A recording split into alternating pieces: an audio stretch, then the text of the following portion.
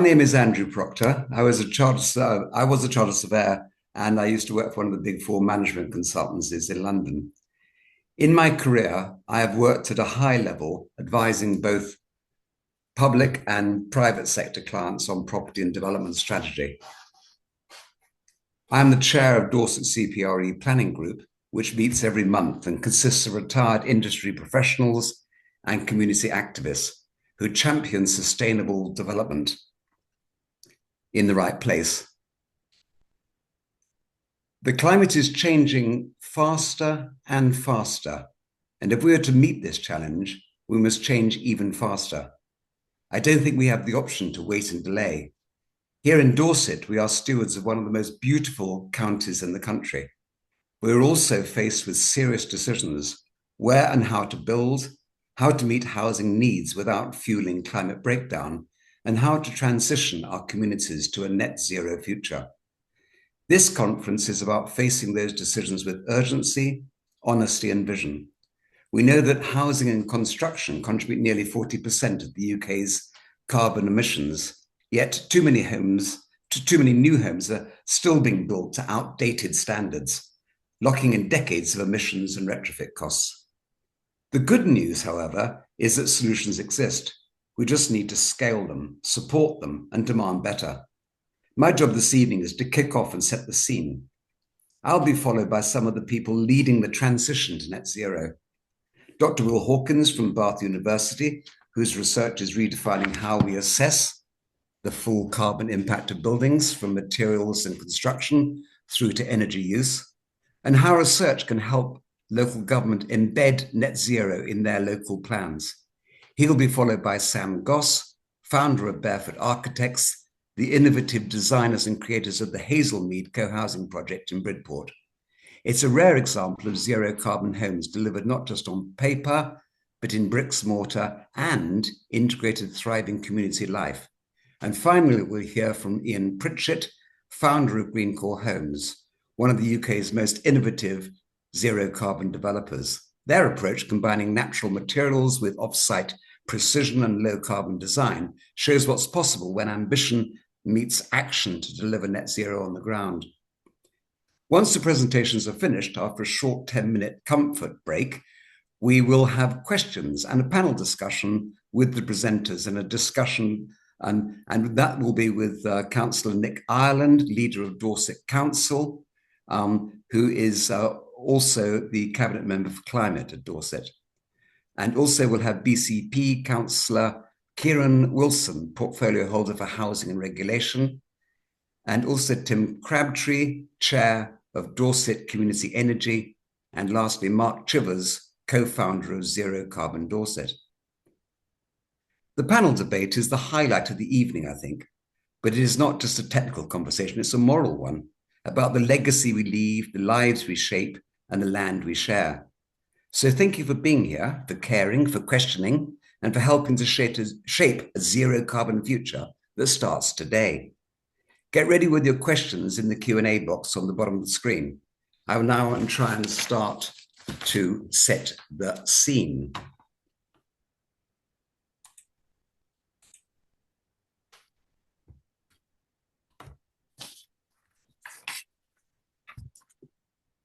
Zero faces a critical moment. Two new local plans are imminent. The government is pushing huge housing targets. Both Dorset and BCP Councils have declared climate emergencies. National zero carbon policy has continually stalled, costing us a vital decade of progress. Developers continue to prioritize super profits over sustainable communities. To date, they have not delivered homes that are either affordable or energy efficient, and that's why local action is essential now. Dorset CPRE believes both councils must step up, setting clear, ambitious zero carbon building standards and using planning powers to drive change. We need a construction revolution, nationally and locally, modern methods, local materials, and homes designed for climate, comfort, and community. We believe councils and residents together can shape a future that's fairer, cleaner, and built to last.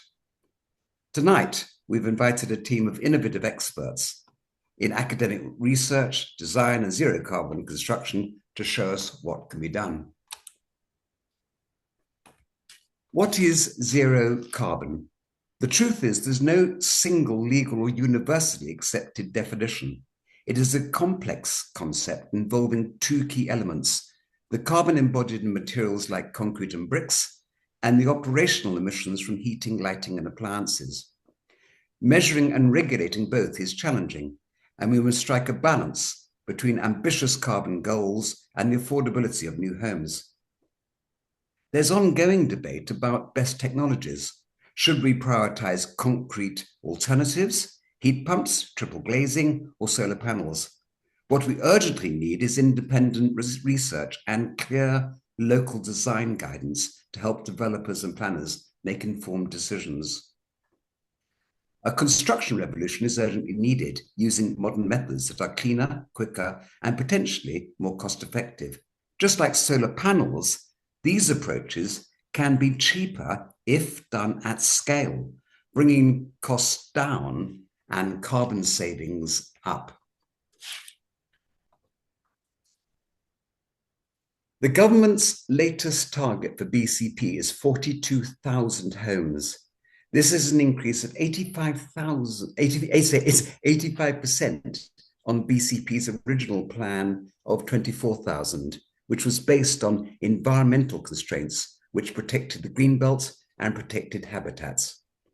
In March this year, after the initial hearing, the planning inspectors asked BCP to withdraw their draft. They had concerns over the proposed housing numbers. They also questioned the validity of local constraints. If BCP are stuck with this huge 85% increase, the small remaining BCP greenbelt buffer will be devastated. We have already built up to the River Stour around BCP.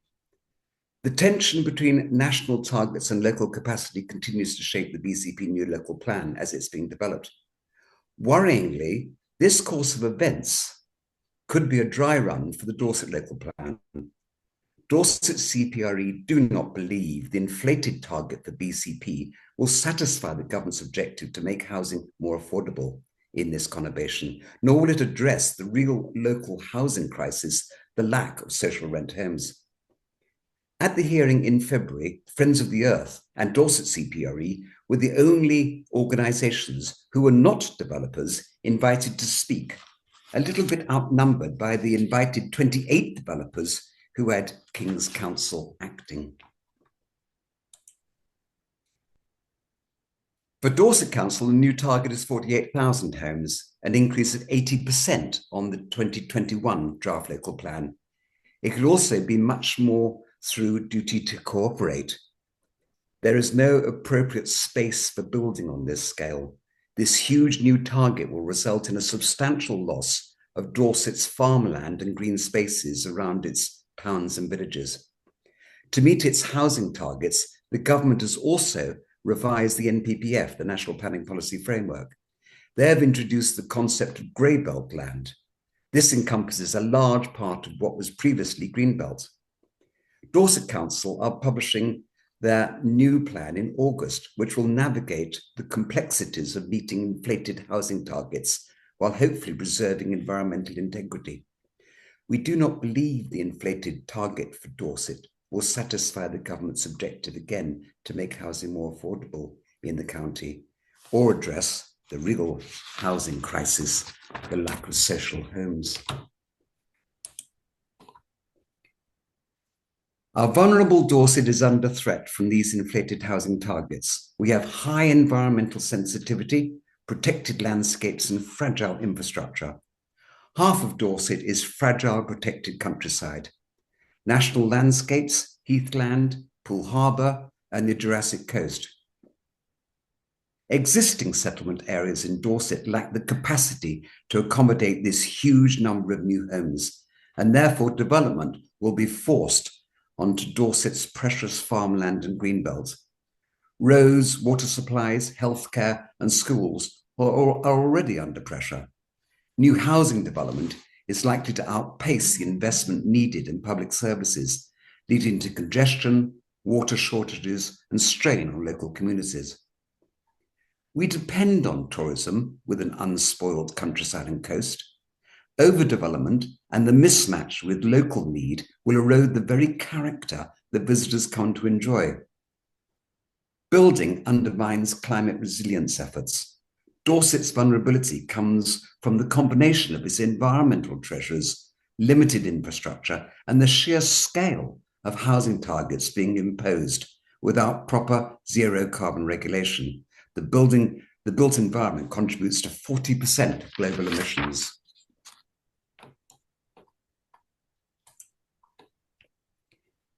Measuring carbon is not a precise science. Some research shows that if Dorset BCP Councils allow the building of 93,000 new homes using conventional brick and tile construction, the total carbon impact could be somewhere between 19 and 35 million tonnes of CO2 equivalent over their lifetime. That's from the materials, the building process, the energy they'll use for heating and electricity, and the infrastructure that supports them. But if we commit to zero carbon standards from the start, using sustainable materials, clean energy, and proper insulation, we could slash that impact by 2/3 to around 6 to 12 million tonnes. This is a once-in-a-generation opportunity. The homes we build now will lock in emissions for 50 to 100 years. Dorset and BCP must lead by example, making zero carbon housing the default, not the exception. Both councils will be likely to have a problem with their carbon reduction targets by 2050 if all this housing goes ahead, especially using old-fashioned brick and tile. Biodiversity matters. Our lives depend on it. It's not just for wildlife, but for the health of our soil, air, water, and communities. The UK is one of the most nature-depleted countries on Earth. We have lost half our biodiversity, placing us in the bottom 10% of countries globally. Dorset is recognised as a unique haven in the UK for rare species and habitats. We have no less than 450 species listed as rare or protected. But without strong planning policy, these could be lost under the bulldozer. Zero carbon planning must go hand in hand with nature recovery, mandating space for green infrastructure, protecting corridors for wildlife, and enhancing habitats. That's not just good environmental practice, it's good planning. It's what BCP Council tried to do in their recent rejected draft local plan, respecting the green belt and environmental constraints. If the housing target for Dorset and BCP go ahead, we're talking about a population increase of 200,000 people. That's equivalent to a city the size of Reading or Swindon being dropped into Dorset. To try and mitigate the huge environmental impact of such a massive development on our vulnerable ecosystems, we believe both councils need to quickly revisit and restate their existing climate emergency policies and set a zero carbon bar ahead of the current out-of-date building regulations. To prioritise urban densification and brownfield development first, as well as fast-tracking the building out of the 19,000 homes which already have planning permission in Dorset and BCP. The history of government regulation to date has been chaotic and inconsistent and way behind Europe. National policy failure is costing us billions. 1 million homes have been built since Cameron's 2015 green crap U-turn with no real requirement to be fully energy efficient, let alone zero carbon. Retrofitting those homes will cost at least £15,000 each. That's at least 15,000. That's a staggering £15 billion, money that will fall to homeowners and councils, not developers. Retrofitting does not stop there. 80% of the homes that will exist in 2050 are already built. So retrofitting on a massive scale is unavoidable. But if we don't act now, we're simply adding to the problem. It's time to stop building the next retrofit burden and start building homes that are net zero now. Also, the government is effectively denying a current average saving for households of £1,500 per annum by delaying net zero in construction by saving emissions. This actually contradicts government policy to reduce food fuel poverty. Today, many of the same house builders who opposed the zero carbon homes in 2015 are again lobbying to water down the future home standard instead of innovating like other countries. They're trying to delay and dilute essential reforms, putting profit and shareholders before climate responsibility.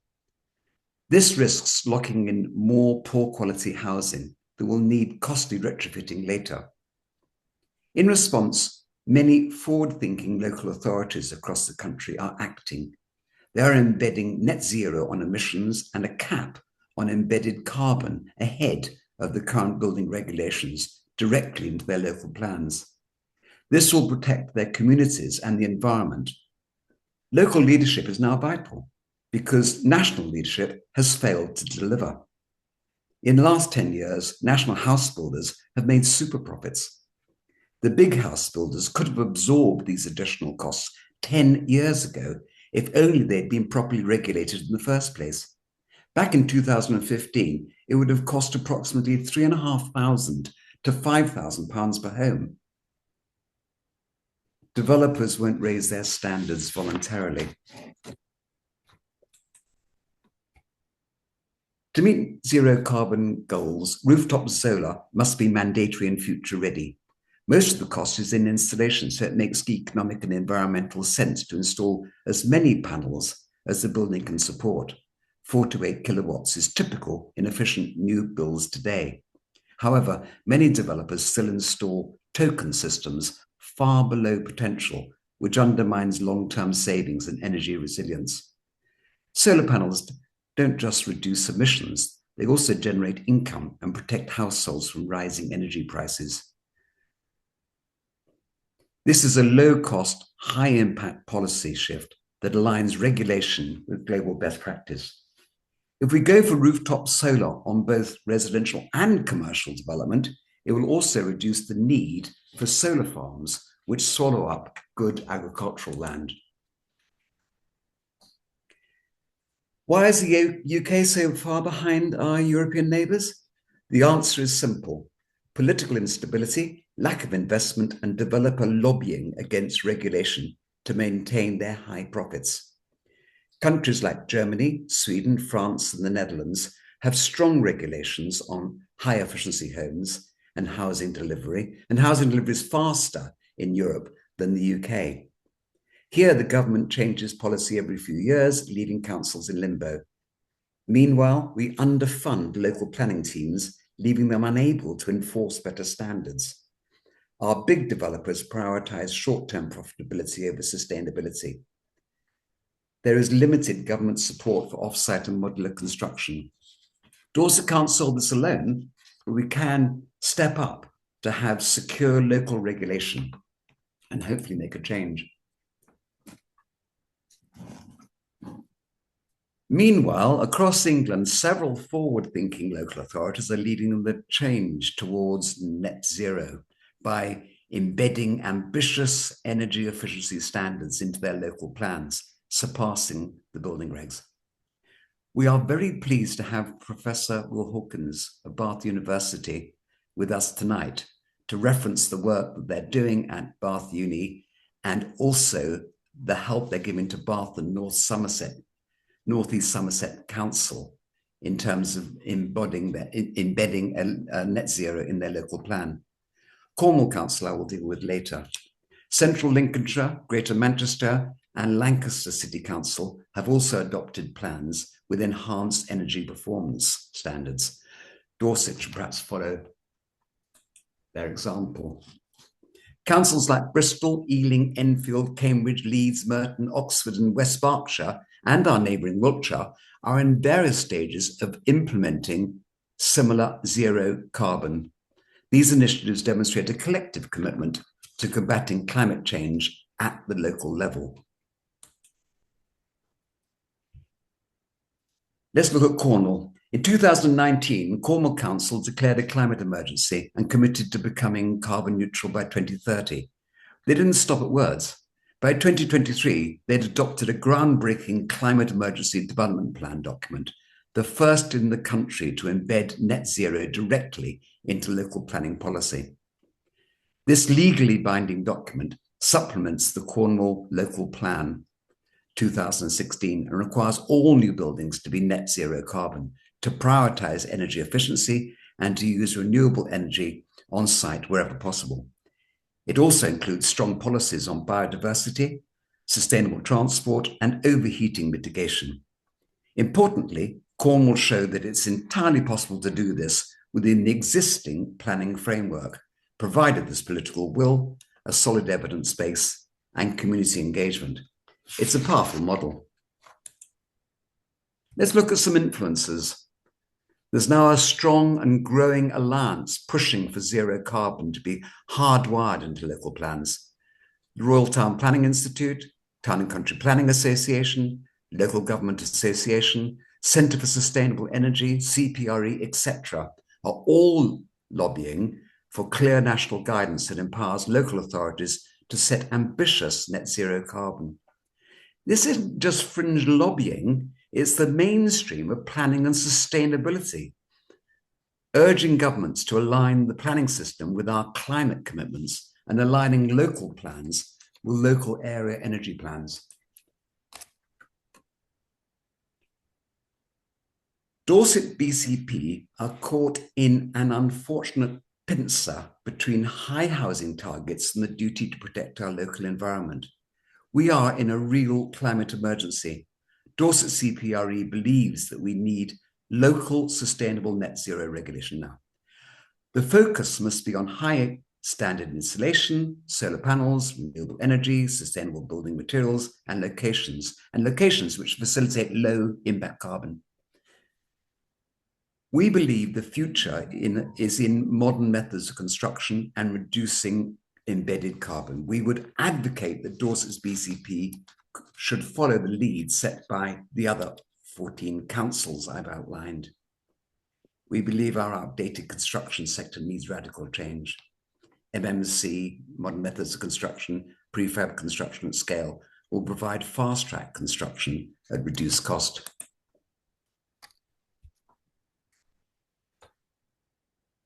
To support real change and new jobs, one idea could be a new Dorset Innovation Centre for net zero housing. This could be a partnership with our local colleges and universities, helping to create the skills base we need, training young people in MMC, retrofit, and sustainable design. Developers could be asked to invest in apprenticeships and workforce developments as part of their planning obligations. By supporting local SMEs, suppliers, and trades, we could grow a regional supply chain that supports both the environment and the local economy. This isn't just about homes, it's about new careers, new businesses, and a long-term vision for Dorset's future. To help fund the Innovation Centre, Dorset and BCP Councils as registered providers or JV partners could potentially offer sites, acquire land by CPO, fast-track planning, and provide fundable orders for the delivery of zero-carbon social rented homes. Private forward funding could be provided by institutional investors, and public funding could be through Homes England. We are pleased to have with us tonight Ian Pritchett, the founder of Greencore Homes, who is one of the leading innovators in the UK, who has already raised substantial funding for zero-carbon schemes.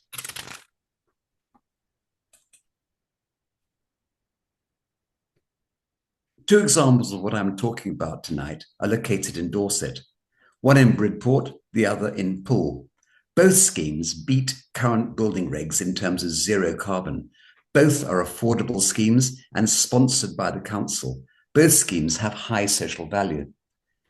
Both are community-based.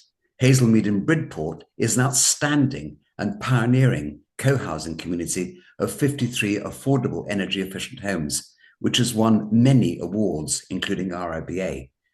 We're delighted to have Sam Goss of Barefoot Architects with us tonight to tell us more in a moment.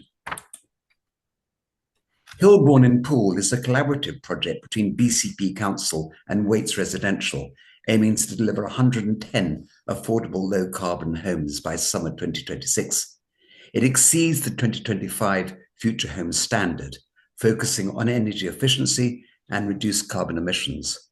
Passive house principles, high insulation, airtight construction are adopted, as well as rapid off-site construction techniques. The community and environmental initiatives in this development include 400 trees and 9 allotment beds to promote biodiversity and community engagement. The creation of new jobs, apprenticeships and work placements will contribute to an estimated £24 million in social value.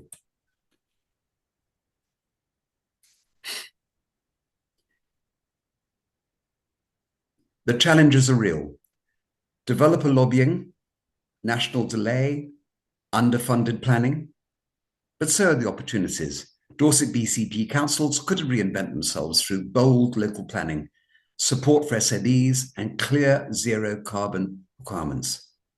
We are proposing a cleaner, faster, fairer industry and a better future for our communities in Dorset. Our suggestion is, why wait for permission from Westminster? Why not act now? Achieving zero carbon in Dorset is an ambitious and exciting endeavour, but we believe it is something worth going for, perhaps a little quicker than current government policy, given the sad mistakes and delays of the past. I will now hand over to Will Hawkins from Bath University, who will tell us